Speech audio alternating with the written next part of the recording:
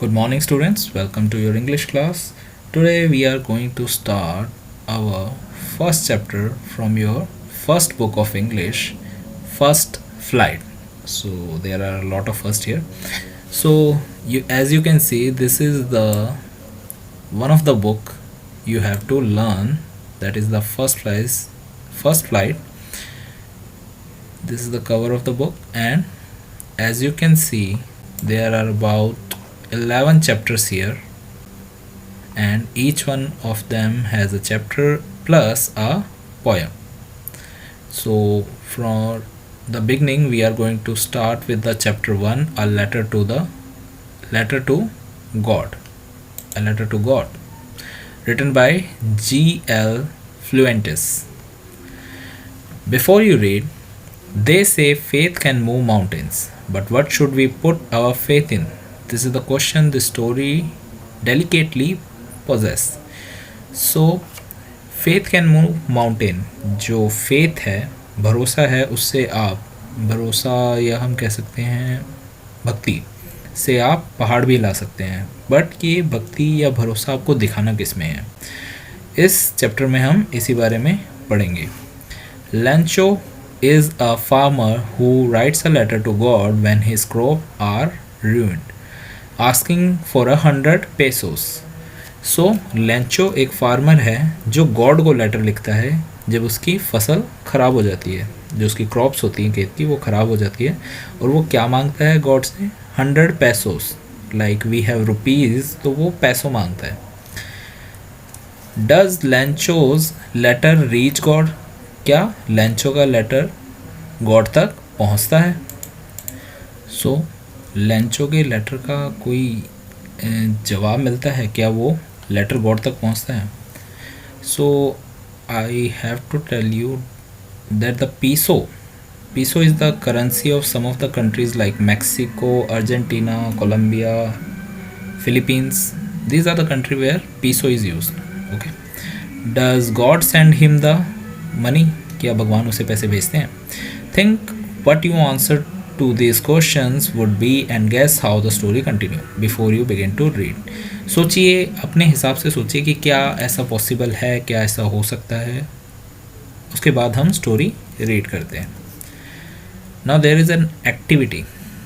I guess you must try out this activity because the lockdown is going on. So it's an interesting activity. One of the cheapest way to send money to someone is through the post office. So in this activity actually we are talking about money order. Money order होता था post office से आप पैसे कैसे भेज सकते हैं. Like today we have so much of options like PhonePe, GPay और online transfer. But in the old days we have to transfer the money through money order. हम चिट्ठी की तरह पैसे भेजते थे. So I am not saying to try this activity money order. Instead you can write a letter to your friend. Just use an envelope and paste a stamp and write a letter to your friend. That must be interesting if you know the address. So let's read the activity.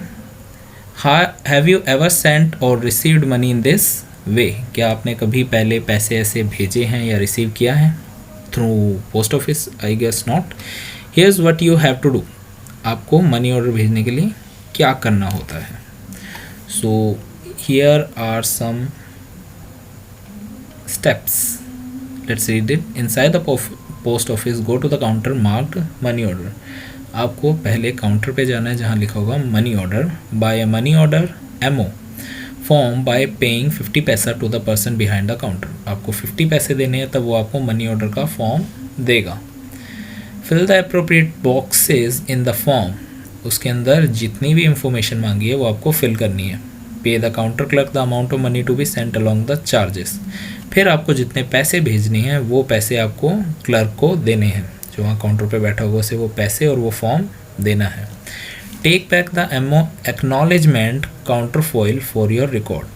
वो उसमें से acknowledgement वाला part आपको tier करके दे देगा और आपको वो अपने पास रखना है एज अ प्रूफ कि मैंने पैसे भेजे. Okay. So how this money will travel. तो आपने पैसे जमा करा दिए, आपके पास प्रूफ है.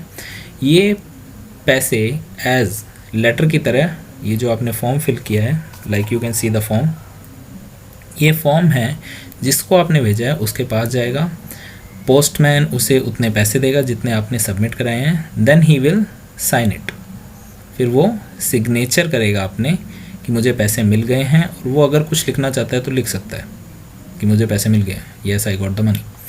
देन दिस लेटर, ये जो लेटर है ये वापस आपके पास आएगा ताकि आपको कंफर्म हो जाए कि आपके पैसे पहुंच चुके हैं।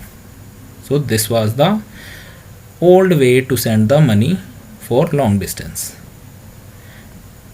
Now there is a exercise.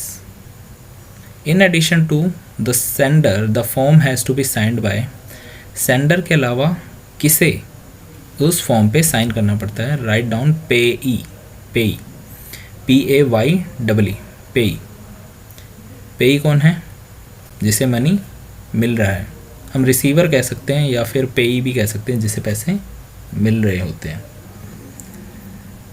Then next one is the acknowledgement section of the form is sent back by the post office to the sender after the payee sign its, payee, PAYEE, और यहाँ क्या है sender. Acknowledgement वाला part होता है जब वो पेई उस पर साइन कर देता है कि मुझे पैसे मिल गए हैं, वो वापस सेंडर के पास आता है। Okay, the space for communication section is used for, you can see the space for communication. यहाँ पे क्या आता है? Communication with the receiver, write down communication with the receiver और पेई, कि मतलब पेई ने कुछ कम्युनिकेट करना है, कुछ बोलना है, थैंक यू बोलना है, वो वहाँ राइट कर सकता है।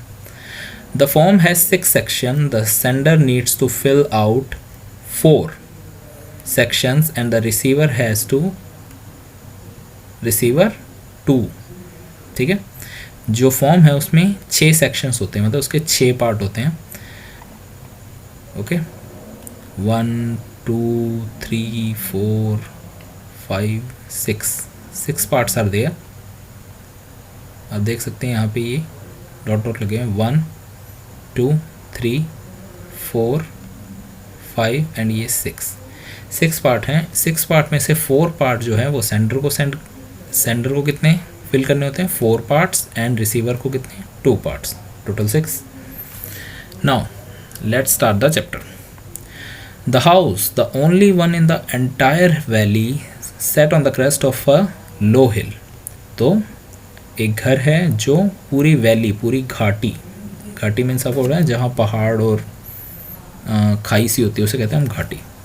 एक घर है और एक वो किस पे है? एक छोटे से पहाड़ के ऊपर है, लो हिल क्रेस्ट, मतलब छोटे से पहाड़ के ऊपर एक घर बना हुआ है।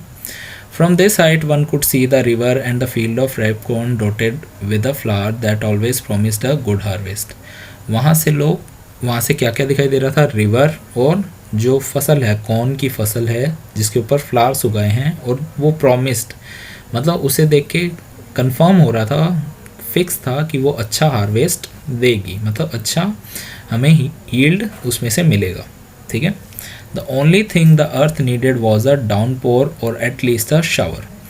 अर्थ को अच्छी यील्ड देने के लिए क्या ज़रूरी था? बस थोड़ा सा शावर, मतलब थोड़ी सी बारिश या थोड़ा से पानी की ज़रूरत थी, और वो कंफर्म वहाँ से अच्छी सी फसल देने के लिए तैयार था। Through out the morning Lencho, who knew his field intimately, had done nothing else but see the sky toward the north east। जो लेंचो है जिसका वो फील्ड था और जो अपने फील्ड को इंटीमेटली मतलब बहुत करीब से जानता था, उसने पूरा दिन कुछ नहीं किया, वो स्काई में नॉर्थ ईस्ट की तरफ देखता रहा। क्यों? बादल के लिए। Now we are really going to get some water woman. तो उसने कहा हाँ आज हमें ज़रूर पानी मिलेगा। वुमन, किसी औरत को उसने कहा। The woman who was preparing supper replied yes God willing. तो उसने कहा, जो वुमन सपर तैयार कर रही थी, सपर इज़ काइंड ऑफ डिनर, सपर हम डिनर को बोलते हैं, सपर, उसने कहा कि हाँ गॉड विलिंग मतलब जैसे हम कहते हैं ना भगवान की दया से, like that, God willing. The older boy was working in the field while the smaller ones was playing near the house until the woman called them all. Come for dinner. So जो older boys थे, जो बड़े लड़के थे, वो क्या कर रहे थे, खेत में काम कर रहे थे, और छोटे क्या कर रहे थे, वहाँ घर के पास खेल रहे थे। फिर उस औरत ने उन्हें बुलाया, मतलब उनकी माँ ने उन्हें बुलाया और कहा कि आओ डिनर कर लो। It was during the meal that just as Lancho has predicted, big drops of rain began to fall. तो जब वो खाना खा रहे थे, तो जैसा कि लैंचो ने कहा था कि बारिश होगी, तो बिग ड्रॉप्स, बारिश की बड़ी बड़ी बूंदें गिरना शुरू होगी। In the north east huge mountain of clouds could be seen approaching. North east side में बहुत बड़े बड़े बादल के पहाड़ दिखाई देने शुरू हो गए। The air was fresh and sweet. हवा काफ़ी फ्रेश और स्वीट थी। The man went out for no other reason than to have the pleasure of feeling the rain on his body, and when he return he exclaimed, these aren't rain drops falling from the sky, they are new coins. तो वो आदमी उठ के घर के बाहर चला गया ताकि वो बारिश को फील कर सके अपनी बॉडी पे, और जैसे ही वो वापस आया उसने कहा कि वो बारिश की बूंदें नहीं हैं, वो नए नए सिक्के हैं, दे आर न्यू कॉइन्स। मतलब एक तरीके से अगर उसकी क्रॉप अच्छी हुई तो उसे पैसे ज़्यादा मिलेंगे, तो ही वॉज जस्ट लाइक, वो बस उसे ऐसे कह रहा है कि ये पैसों की बारिश हो रही है। The big drops are 10 cent, the big drops are 10 cent pieces and the little ones are 5। उसने कहा जो बड़ी ड्रॉप्स हैं वो 10 सेंट की है और जो लिटिल वन है वो 5 सेंट्स है। सेंट मीन्स जैसे पैसा होता है, लाइक हमारे 1 रुपीज़ में 100 पैसे होते हैं, तो वैसे ही $1 के अंदर 100 सेंट्स होते हैं। तो वो कह रहे हैं कि 10 सेंट मतलब 10 पैसा, उनके हिसाब से 10 पैसे के सिक्के हैं। बड़े जो बूंदे हैं वो 10 पैसे के सिक्के हैं और जो छोटे हैं वो 5 पैसे के सिक्के हैं।